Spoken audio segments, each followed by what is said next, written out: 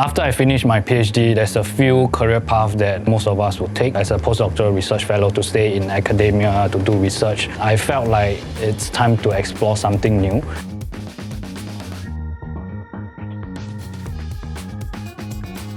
As a materials science engineering student, the choice to pursue biomedical engineering was not an obvious one for Melvin.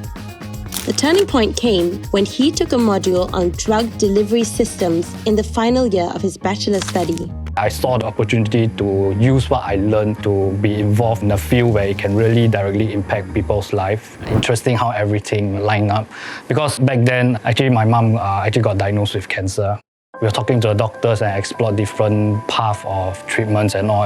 I saw the limitations of what are the current treatments that's out in the field now. I might not be the one to find the cure for cancer, but at least if I can contribute even that little bit where eventually that can happen, that's the motivation for me to do what I'm doing up till now. Today, after completing a PhD in nanoparticle drug delivery systems, Melvin is a scientist at biotech startup ACM Biolabs under the SGInnovate Helix program. There, he works on optimizing the delivery of drugs to targeted areas over a sustained period of time for diseases like cancer. I always like to tell others when they ask about what I do is, out of 10 things that we try, 9 things will fail. We are just aiming to find that one that actually works. Being a Helix Fellow also means that Melvin gets exposure to the business side of science.